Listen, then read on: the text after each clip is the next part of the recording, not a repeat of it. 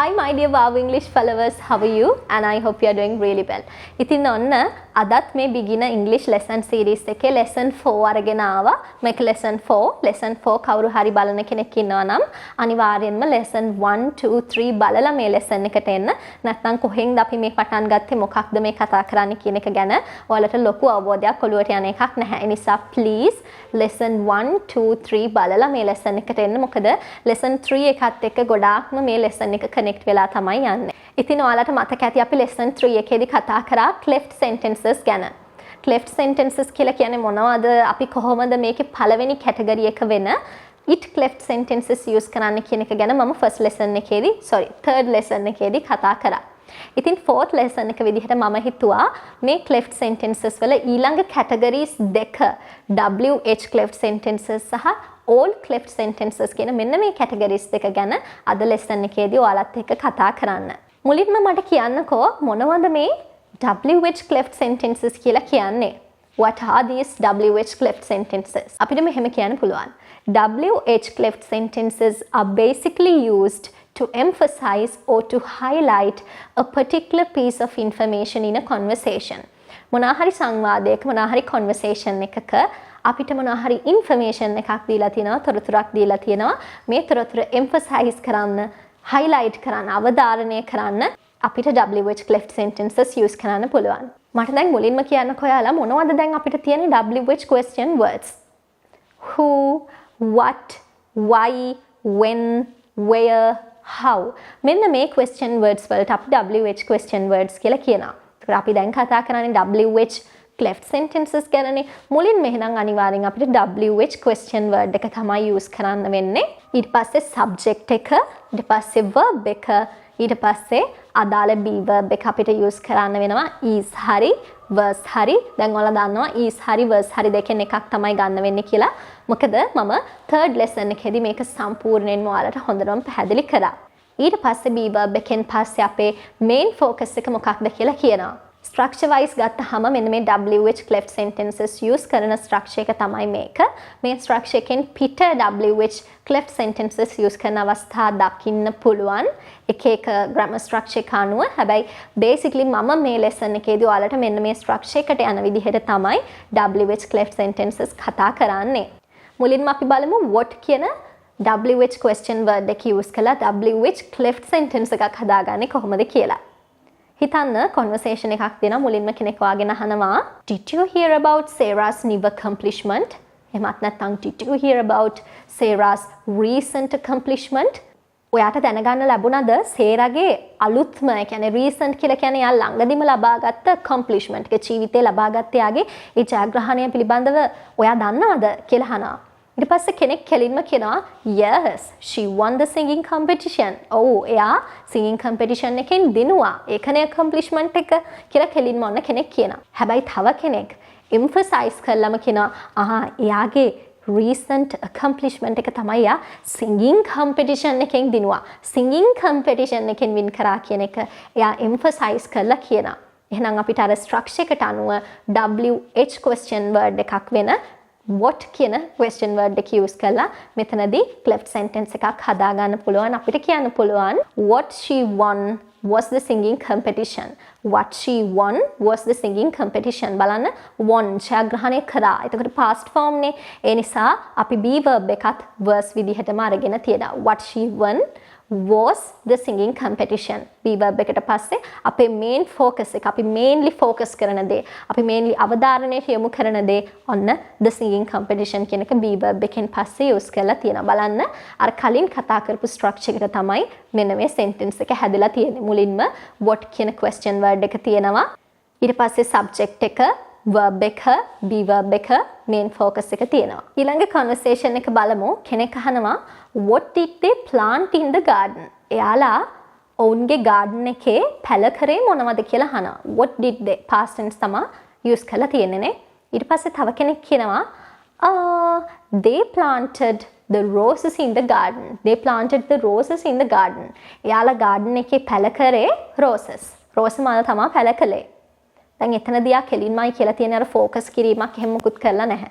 ඔන්න අපි what use කළා දැන් focus කළා, highlight කළා, emphasize කළා cleft sentence එකක් විදිහට කියනවා what they planted in the garden was the roses. එයාලා garden එකේ පැල කරේ මොනවද? the roses. was the roses. බලන්න be verb එකට පස්සේ main focus එක ඇවිල්ලා තියෙනවා. what they planted in the garden was the roses. බලන්න what did they plant in the garden කියලානේ අහන්නේ. past tense එකෙන් තමයි ඇවිල්ලා තියෙන්නේ. නිසා අපේ cleft sentence එකේ be verb එකත් past tense වෙලා නේද? ඔව්. was the roses. was කියන be verb එක past form එකෙන් අරගෙන තියෙනවා. ඊගාවට අපි බලමු කොහොමද who කියන question word එක use කරලා WH cleft sentence එකක් හදාගන්නේ කියලා. හිතන්න මම මෙහෙම කියනවා. John will meet us at the park. John අපිව park එකේදී මුණ ගැසේවි. අපිව park එකේදී මුණ ගැහෙන්නේ John.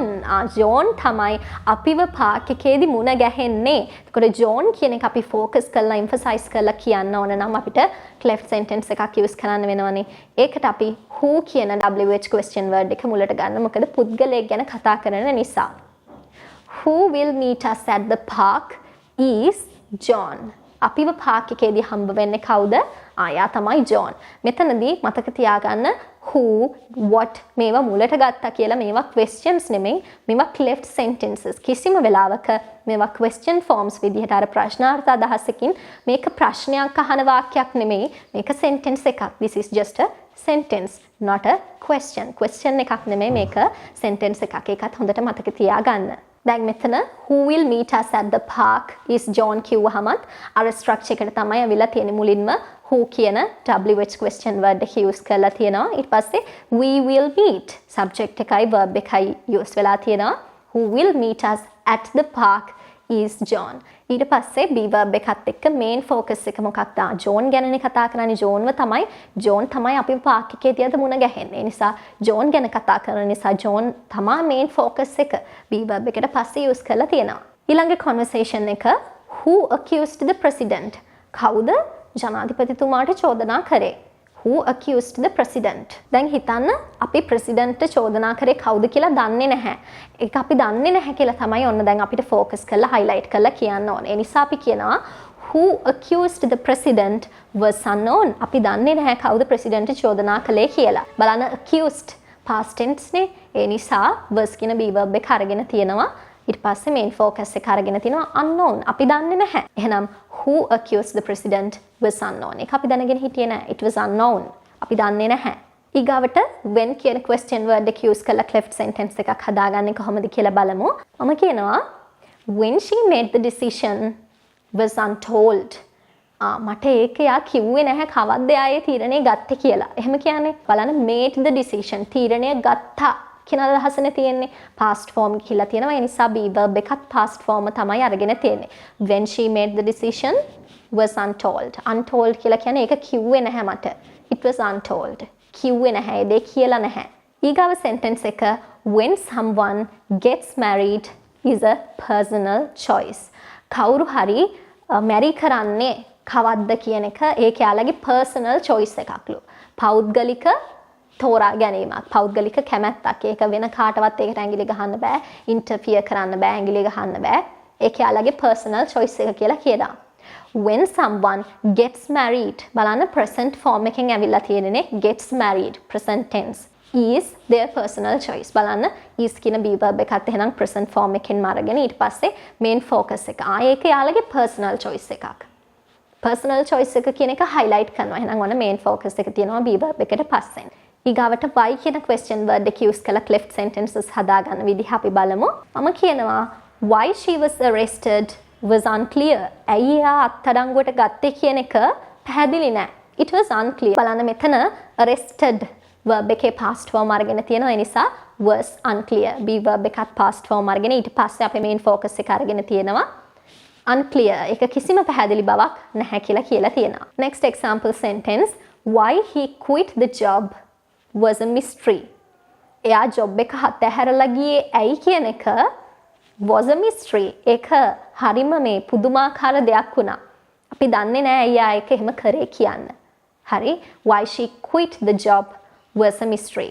බලන්න was past form be verb එකක් use කරලා තිනවා.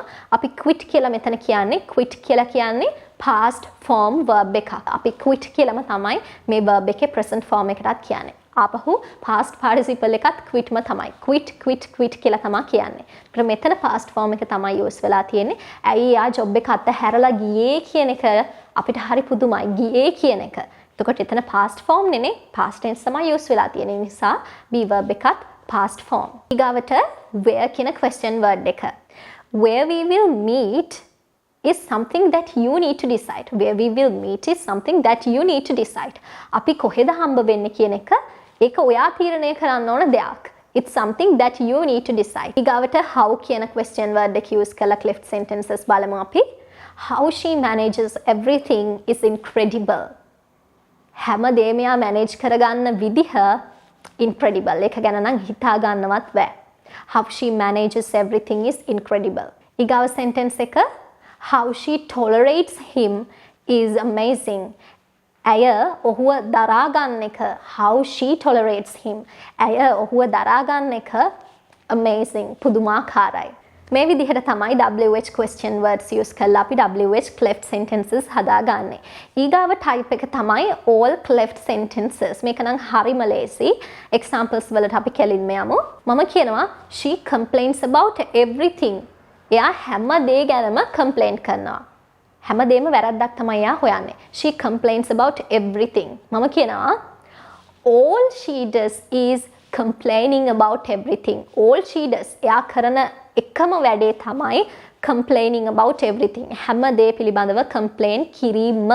complaining මෙතන කිරීම complain කිරීම කියන අදහස තමයි noun එකක් විදිහට තියෙන්නේ. එහෙනම් all she does is complaining about everything. මම කියනවා I need a good job. මට හොඳ job එකක් ඕන. දැන් මෙතන all she does is complaining about everything කියන එක අපිට මෙන්න මේ විදිහටත් කියන්න පුළුවන්. The only thing she does is complaining about everything. එයා කරන එකම වැඩේ තමයි හැම දේ පිළිබඳව complain කරනවා. පැමිණිලි කරනවා. හරි? එහෙනම් මෙතන all she does is කියන එකට සමානයි the only thing she does. කියන එක. එතකොට මේ all කියන අදහසට සමානයි the only thing කරන එකම දේ. යා කරන එකම දේ මෙන්න මේක කියලා ප්‍රකාශ කරද්දී all cleft sentence එකක් අපිට use කරන්න පුළුවන්. මම කියනවා මෙහෙම. I need a good job. මට හොඳ job එකක් ඕන. මේක අපි all කියන cleft sentence එක use කරලා කියනවා all I need is a good job. මට ඕන කරන එකම දේ හොඳ රැකියාවක්. මේක තවත් විදිහකට අපිට කියන්න පුළුවන් the only thing I need is a good job. මට අවශ්‍ය එකම දේ තමයි රස්සාවක්. හරි. එහෙනම් මෙන්න මේ විදිහට තමයි අපේ WH cleft sentences සහ all cleft sentences කියන මේ lesson එක ඉවර වෙන්නේ. ඉතින් කවුරු හරි අර පළවෙනි type එක it cleft sentences ගැන ඉගෙන ගත්තේ නැති කෙනෙක් ඉන්නවා නම් lesson 3 බලන්න. ඒ වගේම මේ series එක ඔයා බලන්න පටන් ගන්නවා නම් please lesson 1 ඉඳලා බලන්න. එතකොට තමයි ගොඩක් effective productive effect එකක් ඔයාලට ලැබෙන්නේ. ඒ නිසා please මේ series එකේ මුල ඉඳන් lessons ටික බලන්න. මැද ඉඳන් lessons බලන්න පටන් ගන්නවා කියන එකේ කිසිම තේරුමක් නැහැ. තව දෙයක්. comment section එක ඔයාලගේ WH cleft sentences සහ all cleft sentences use කරලා ඔයාලගේ example sentences පහළ comment section එකේ comment කරගෙන යන්න. මම බලනවා ඔයාලා lesson එක හරියට තේරුම්ගෙනද නැද්ද කියලා. So guys, see you soon in my next videos. Bye bye. Lots of love for you.